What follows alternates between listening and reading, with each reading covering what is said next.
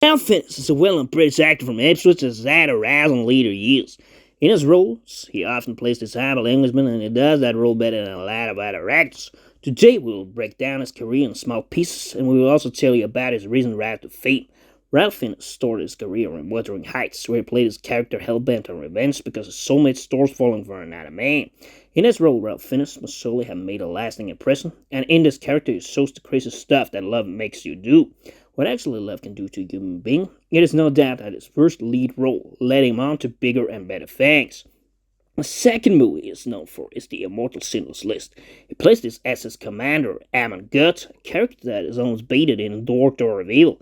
He's this sadistic character that does experiments on the Jews in captivity. A while after this movie, Ralph Fiennes himself said that it was cool to be part of such a momentous occasion. Although we of course sympathize more with the lead role done by Liam Neeson as Oscar Schindler that stands up to discrimination and brutal behavior against the Jewish workforce by the Nazis, it is no doubt that it helped his resume in the movie business by having a role in such an iconic movie as Schindler's List. One of the best leading roles from Ralph Fiennes to date came in the form of Almacy in a movie called The English Patient, where he plays this injured war-torn character as a soldier, whereas past is seen during an ocean of flashbacks in the movie. In the movie, he once again plays alongside Juliette Binoche, as he also did a couple of years earlier in Wuthering Heights. Once again, it is all about his love affair that is seen during the flashbacks, but as a soldier injured in a dramatic plane crash, Ralph Fiennes once again shows his profound acting ability, and it is perhaps one of his best roles to date. In 2002, some odd 23 years ago, the English able actor played in a movie called Red Dragon, alongside Anthony Hopkins as Hannibal Lecter, and it is sort of the same movie as years before in a movie called Manhunter. The only real difference is, of course, who plays Dalahad and Hannibal Lecter, because in the 86 movie, it is about Tom Noonan and Brian Cox, while in Red Dragon, it is Ralph Fiennes and Anthony Hopkins. This role must surely have made the groundwork for another bad guy role he gained a couple of years later, after coming in as Voldemort during the fourth Harry Potter movie.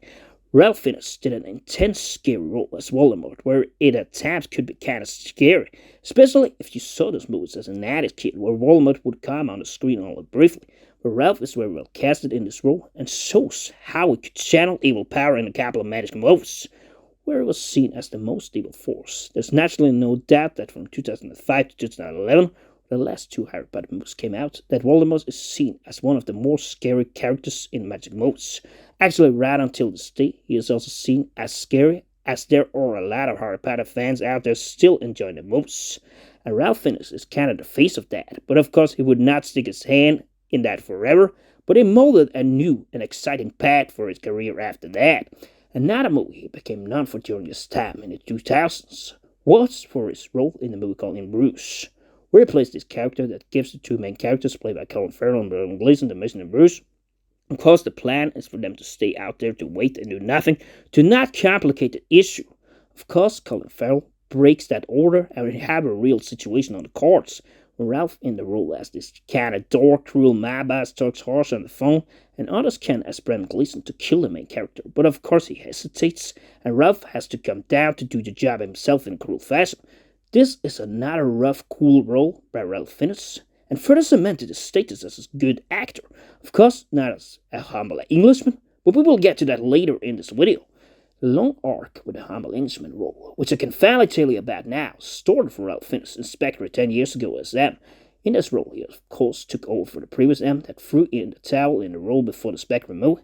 Of course, this movie is about intelligence first and foremost, and in the role, he plays an M character that's suspense bound, as he has sort of his own agenda, where it is all about a program called Nine Eyes, where everybody shares their intelligence, and the plan is for MI5 and MI6 for them to merge together, merging the secrets that may exist between them. Basically, he is in the business of shutting down the Double O division, but of course he is naive, as this intelligence of course is intended to be utilized by Blofeld, and he shows a gracious attitude as Bond saves them all from disaster. But here, he plays this humble Englishman that only wants the best for his country, and agrees upon that the days of working in the shadows are over. Another very popular role that sparked the rise of Ralph Fiennes is his role as Orlando Oxford, which is a character that is involved in the foundation of the secret organization called the Kingsman Agency. During wartime, they are involved in this attempt at stopping a large cabal planning to kill millions of people. First and foremost, he is in the role very good at explaining what Kingsman is and what they try to do. The reaction when his son dies in the war after wrongly being accused of being a spy is also a very strong reaction that shows how good he is as an actor. In this role, he is once again this humble Englishman, but this time around, of course, he has a second goal of making the death of his son mean something. And after Gemma breaks that code, that's clearly what it does. In later years, Ralph Fiennes has taken a heavy rise, and now we are in that part where I will tell you all about it. The role he has become very known for in later years is his role as Chef Slowik in The Menu, where he plays a character that has lost his taste for making fancy food and makes a full mockery of the guests that are present. A role which comes in a kind of creative horror thriller movie, where it is all about the sick gathering and the show where everybody dies. In the role, he really stands out as the most powerful act in the movie. The way he talks to other people, breaking them down, how he has lost his touch, and also how he once again regains the joy when he makes that cheeseburger for Margaret and lets her go.